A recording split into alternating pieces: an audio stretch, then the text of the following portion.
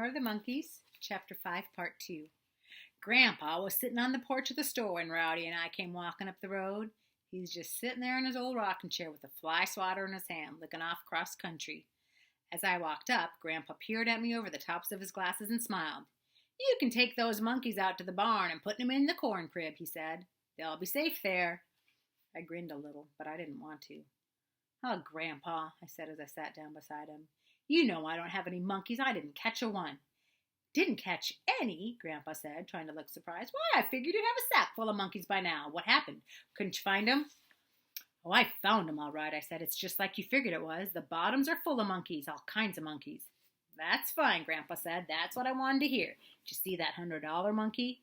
"See him?" I said. "I'll say I saw him. I saw so much of that monkey, I don't care if I never lay eyes on him again. He's the smartest thing that ever climbed a tree.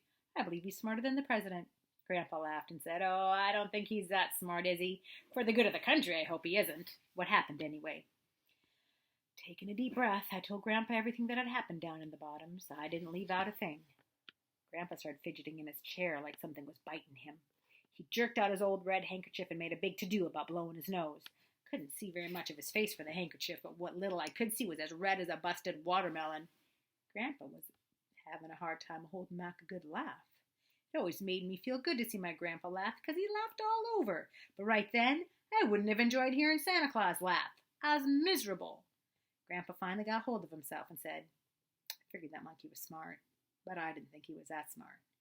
"I didn't either, Grandpa," I said. "It's a cinch that I'll never catch him in a trap. And as long as he's around, it doesn't look like I'll be able to catch any of the little monkeys either. I don't know what to do now." Grandpa got that serious look in his eyes. "You know, it's always a good idea to have more than one iron in the fire," he said. "You watch the store for a few minutes. I'll be right back." "Do you have another plan, Grandpa?" I asked. "Sure, I have another plan," Grandpa said. "That's Grandpa's for, isn't it? Don't worry about catching those monkeys. Before you know it, we'll have every one of them in the sack." Grandpa was the best boy perker-upper in the world. The way he was talking had me feeling like I was already sitting in the saddle and shooting at everything that moved. I watched Grandpa shuffle off toward the barn and disappear inside. He wasn't gone long before I saw him coming back carrying the oddest-looking outfit I'd ever laid eyes on. It was a long pole with a net on one end. As Grandpa walked up, I said, "Grandpa, what in the world is that thing?" Hefting that long pole in his hand, Grandpa chuckled and said, "To be truthful, I don't know what it is. I don't think it has a name. I guess right now is as good a time as any to give it a name. Let's just call it a monkey catching net." "A monkey catching net?" I said, big-eyed. "Oh, Grandpa, couldn't catch a monkey with that thing, could ya?" "Well," Grandpa said, still chuckling, "you'll have to admit one thing. If you ever got a monkey in this outfit, he sure would be a cop monkey." On taking a closer look at the odd contraption, I could see that the pole part had eyes on it like the guides on a fishing rod, and two strings ran down from the loop of the net through the eyelets almost to the end of the pole. On the end of each string was a good-sized celluloid ring. One was blue, and the other was yellow.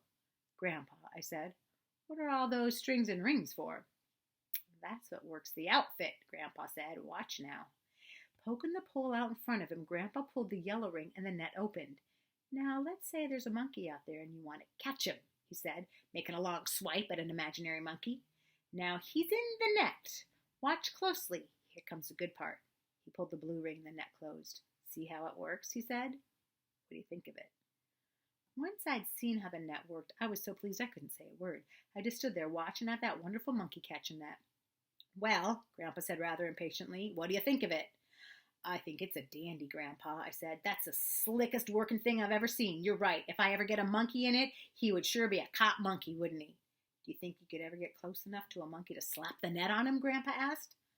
I thought a minute and said, "I don't think I could ever catch that $100 monkey in it, Grandpa. He's too smart to be caught that easy. But I might be able to catch the little ones. They're not half as smart as that big monkey, and they don't seem to be scary at all." "That's all right," Grandpa said. "You catch the little ones first, and then we'll figure out something for that $100 monkey. We're going to catch him too, you know." Grandpa handed me the net, and just to get used to it, I made a few swipes with it. At first, I had a little trouble with the ring pulling part. I was closing when I should have been opening, but finally I got it, and everything looked fine to me. "Grandpa, I believe this is a better idea than those traps were," I said. "All I have to do now is figure out how I'm going to get a monkey in this thing." Grandpa grunted, and taking the net from me, he laid it down on the ground. Motioning as he talked, he said, I believe if I were you, I'd work it this way. Right about where the end of the handle is, I'd dig a hole big enough for you and Rowdy to hide in. Might be a good idea to pull some brush over the top of the hole so those monkeys can't see you from the treetops. Then I'd take leaves and cover the handle and net until a monkey couldn't see a thing. Be sure the net is open. Lay your apples in the center of the loop. Then crawl down in the hole and wait. When a monkey steps in to get an apple, just lift up on the handle, jerk the blue ring, and you'll have one for sure. I saw right away that Grandpa's idea was a Jim dandy, but there was one thing that was bothering me. Grandpa, I said, that's a good idea, all right, but I think we're overlooking something. That $100 monkey, he sits up in those sycamore trees and watches everything I do. If he sees me digging that hole and hiding that net, he won't get in a mile of it. He won't let any of the other little monkeys get close to it either. How am I going to get around that? Grandpa frowned and started scratching his head. Well, you could go down there tonight and dig that hole, he said. Monkeys don't stir around at night. They go to sleep. Then, in the morning, you'd have to be there before they wake up. That way, they wouldn't know what went on. By golly, Grandpa, I said, you sure think of everything, don't you? That's just what I'll do. I'll go down there tonight and dig the hole. Then in the morning, all I'll have to do is hide the net, put out my apples, and wait for those monkeys. I really believe we'll outfox them this time. I sure do, don't you? Grandpa laughed and said, I don't know. We'll just have to wait and see. Now that we've got everything figured out, maybe you'd better be hightailing it for home. And if this doesn't work out, I wouldn't let it bother me. Just remember, there never was an animal that couldn't be hot. I was feeling so good I could have hugged my grandpa's neck, but ever since I had grown up to be a man, I'd quit doing things like that. Just as I picked up the net, I thought of something. Grandpa, I asked, where in the world did you ever get a thing like this anyway? Grandpa laughed. Then he walked over and sat down in his old rocker. He picked up his fly swatter, reared back, and said, That's a long story. Happened way back when you were just a little bitty thing. One year, a fella from the college in Tahlequah came up here and stayed all summer with your grandma and me. He was one of those butterfly professors. Grandpa, I interrupted, did you say this fellow was a butterfly professor? I think there's another name for them, Grandpa said, but I don't know what it is.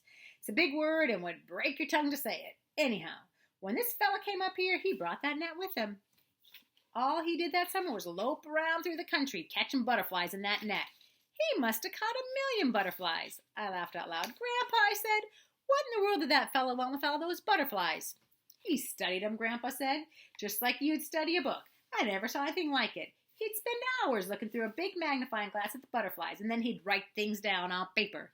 After he'd given them a good looking over, he'd pin them to small white cards. He put those cards in small glass-topped boxes. Grandpa, I said, I've caught a lot of butterflies, but they're such pretty little things I never did stick pins in them. I always turned them loose. Why, that professor must have been crazy, or just plain mean. Oh, I don't think he was a mean fellow, Grandpa said, but there could have been something wrong with him. I know one thing. If it hadn't been for your grandma, I'd have run that professor clean out of the country. Run him out of the country? I said, very surprised. Why would you do that? Because I was going broke, Grandpa snapped. That's why. I came close to losing everything I had that summer. From the day that professor got here until the day he left, I never sold as much as a can of snuff. Never sold anything, I said, more surprised than these ever. How come you didn't sell anything? Did this professor have something to do with it? He sure did, Grandpa growled. He had everything to do with it. You know, most of my trade is with these Cherokee Indians. And you know how superstitious they are about crazy people. They think if a person has lost his mind, he's dead already, and his soul has gone on to the happy hunting grounds. They won't get close to a crazy man and won't come around where one is.